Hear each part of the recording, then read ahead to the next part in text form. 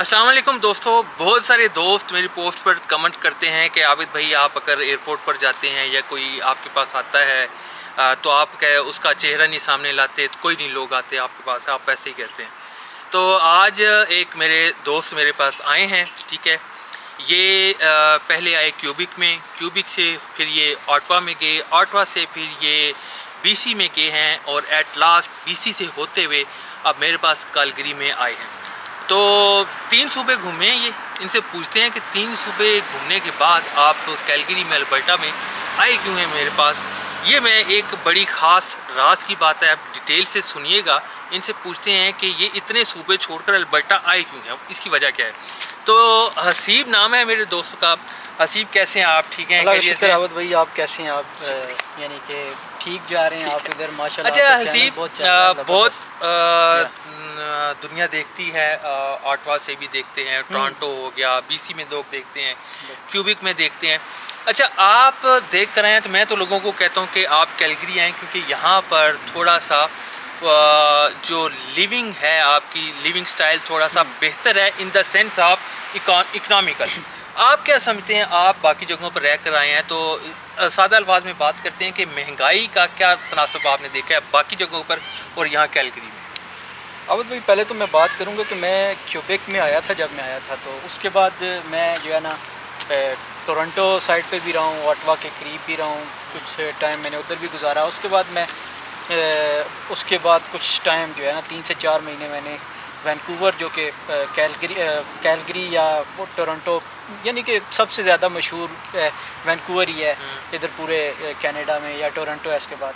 लेकिन मैंने वो जो इलाके हैं वैंकूवर या टोरंटो साइड, एक तो उधर महंगाई के तनासब से अगर आप बात करते हैं तो महंगाई उधर टैक्सेस बहुत सारे हैं। अगर आप कोई चीज़ ख़रीद रहे हैं तो उस पर 2 किस्म के टैक्सेस देने पड़ेंगे। एक टैक्स जो है गवर्नमेंट का जो सूबाई है, और एक जो फेडरल गवर्नमेंट है उसका टैक्स देना पड़ता है। उसके अलावा जो आप बात कर लें, अगर इन टर्म्स ऑफ रेंट बात कर लें, रेंटर की बात करें तो वो भी बहुत ज़्यादा हैं उधर। और सबसे बड़ी बात यह कि उधर रूम्स नहीं मिल रहे। और वैंकूवर की स्पेशली आप अगर बात करें तो मैंने कोई तकरीबन 2 महीने तकरीबन मैंने कोशिश की है कि कोई अच्छा मुझे अपार्टमेंट मिल जाए, 1 बेड अपार्टमेंट मिल जाए, कोई रूम मिल जाए, कोई अच्छा शेयरिंग पे ही मिल जाए। अच्छा, लेकिन माजरत बात काट रहा हूँ, आपने रेंटल्स की बात की है, तो रेंटल्स के हवाले से बताइएगा। टोरंटो ऑटवा वाली साइड पे कितना रेंट पे मिल जाता है घर, रूम? देन फिर क्यूबिक वाली साइड का बताएं, थोड़ा सा बीसी का बताएं, ताकि लोग जो मेरे व्यूज़ हैं वो जो आ रहे हैं वो यही उनको टेंशन होती है कि घर कितने का मिलेगा, क्या रेंट होगा। तो थोड़ा सा कंपैरिजन करके बता दें, क्योंकि आप इन सारी जगहों से प्रैक्टिकल हो कर आए हैं। अब भी कंपैरिजन करें तो टोरंटो साइड पे इस वक्त तो एक ये बात है कि लोग जो नए आते हैं वो उधर उतरते हैं, अगर उनके पास पहले से कोई रूम उनका कोई कंफर्म नहीं है फिर तो बड़ा मुश्किल है। वो इधर आएंगे, वो नए होंगे, उधर कोई जानता नहीं होगा, कोई गारंटी नहीं होगी, पहली बात है उन्हें रूम मिलना ही नहीं है, बाहर सड़क पे रहना पड़ना है। बहुत सारे लोगों के साथ ऐसे होता है और आपको भी पता है, आप काफ़ी लोगों से इन टच हैं। दूसरी बात, अगर टोरंटो में रेंट्स की बात करें तो आपको एक रूम जो है ना मिनिमम भी 900, 1000, इससे 800 से कम तो सवाल ही पैदा नहीं होता। और अगर आप दूसरी तरफ आ जाएँ, कोई दूर दराज उधर इलाके हैं टोरंटो से भी थोड़े, तो उधर चले 100-150 कम कर लें, लेकिन वो फिर दूर होंगे। फिर ये नहीं है कि वो आपने GTA में नहीं होंगे, आप दूर होंगे, ठीक है। वो जो लाइफ स्टाइल है उधर का वो आप इंजॉय नहीं कर सकेंगे 2-3 घंटे अगर आप दूर चलें। उसके बाद आप कह रहे थे वैंकूवर की, आपने बात की। वैंकूवर की अगर बात करें आबद भाई, तो वैंकूवर में तो एक तो सबसे बड़ी बात यह है कि रूम ढूंढना बहुत बड़ा मसला है। यानी कि एक प्रॉपर एक जॉब है आपकी, समझ लें। आपने सारा दिन लोगों से राब्ते में रहना है और फिर पूछना है, फिर जो ही अगर आपको कोई कह दे कि भाई देख सकते हैं तो फौरी जाके देखें, वरना वो 2 घंटे भी लेट हो गए तो उसने कहना भी दूसरे बंदे ने ले लिया, ठीक है। और अगर मिल जाए तो एक आपको मुनासिब रहने के, यानी कि मेरा बैकग्राउंड बहुत अच्छा है, अल्लाह का शुक्र है, एक अच्छी लाइफस्टाइल जी है। लेकिन शेयरिंग बेसिस पे, एक रूम में शेयरिंग बेसिस पे मुश्किल है मेरे रहना। तो ठीक है, शेयरिंग बेसिस पे तो आपको 600-650 का रूम शेयरिंग बेसिस पे मिलता है। शेयरिंग बेसिस पे जी। तो अगर आपको सेपरेट रूम चाहिए तो बहुत मुश्किल है। आप ढूंढ सकते हैं, लेकिन बहुत ज़्यादा ढूंढने के बाद शायद आपको $1000 में रूम सेपरेट एक मिलेगा।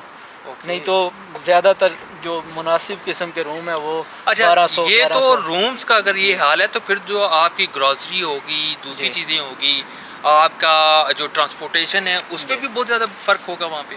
ट्रांसपोर्टेशन इन टर्म्स ऑफ, अगर आप ट्रांसपोर्टेशन के अगर आप बात करें कि स्काई ट्रेन उधर चलती है, वैंकूवर की बात करें, और उसके अलावा बसेस चलती हैं, उनका एक पास बनता है। अगर उनकी बात करें तो वो भी इसके मुकाबले में मैं आया हूँ, मैंने थोड़ी रिसर्च की इधर, मैं आज ही आया हूँ, आपके पास ही आया हूँ, तो मुझे पता है कि उधर के मुकाबले में ये बहुत सस्ता है उस ठीक है। हिसाब से भी अगर बात करें। अच्छा, ये तो आपका एक्सपेंसेस के हवाले से हो गया। अच्छा, ये बताइए कि जॉब्स की क्या पोजीशन है इन सारी जो एरियाज़ हैं, जो जहाँ जहाँ पर आप रह रहे हैं, जॉब्स हैं वहाँ पर? लोग बहुत ज़्यादा उतरते हैं तो वहीं जाते हैं। जॉब्स हैं कि टोरंटो, ओटावा, क्यूबिक और ये वैंकूवर वाली साइड पे? अवध भाई, जॉब्स की बात करें तो जॉब्स का भी कोई बहुत अच्छा जो है ना सिचुएशन नहीं है। मैं तो करता रहूँ जॉब, लेकिन मेरे पास एक दो स्किल्स थी, उसकी बेस पे करता रहूँ तो एक्सपीरियंस भी बन गया। इधर भी काफ़ी, अब आपके पास आए हूँ, आपने भी बताया कुछ ऑफ़र्स वगैरह आ रही हैं तो देखते हैं। लेकिन जॉब्स के मामले में भी ये दोनों सूबे, क्योंकि जो आता है वो चाहता है कि मैं टोरंटो आऊँ या वैंकूवर आऊँ, क्योंकि ये बहुत ज़्यादा मशहूर हैं पूरी दुनिया में और लोग इधर आते हैं जो। लेकिन ये कैलगरी जो है उसकी निस्बत मुझे सुकून वाला इलाका नज़र आया है, एक डेवलप है। ये नहीं है कि ये बहुत कोई पसमानदा इलाका है या कुछ, बड़ा अच्छा है। इधर का ट्रांसपोर्टेशन सिस्टम मैंने देख लिया है, वो भी बेहतर है, मुझे अच्छा नज़र आया है, ठीक है। बुरा नहीं है। तो ये थे हसीब जो मेरे फ्रेंड हैं, यहाँ पर आए हैं इस वक्त। अभी यहाँ पर रात हो चुकी है लेकिन पहुँचे हैं मेरे पास। इनके कुछ जगहों पे मैंने जॉब के लिए जाना था, इनको इंट्रोड्यूस करवाया है, वहाँ पर कुछ चीज़ें लेनी थी इनकी। तो अभी यहाँ पर बिल्कुल सूरज जो है वो गुरूब हो चुका है। तो मैंने कहा था कि आपसे डायरेक्ट उस पर्सन से मिलवाऊँ आपको जो इन तीनों सूबों में हो कर आया, उसका एक्सपीरियंस क्या है। तो वो एक्सपीरियंस आपने सुन लिया है। अभी ये डिसीजन आपने करना है कि कौन सा सूबा आपके लिए बेहतर है, जहाँ पर आप जाकर अपनी अगली नई ज़िंदगी शुरू कर सकते हैं जिसमें आपको ज़्यादा मुश्किलात ना हो। अभी चलता हूँ, अगली वीडियो में फिर मिलेंगे। थैंक यू, खुदा हाफिज़। ठीक हो गया गुजारा।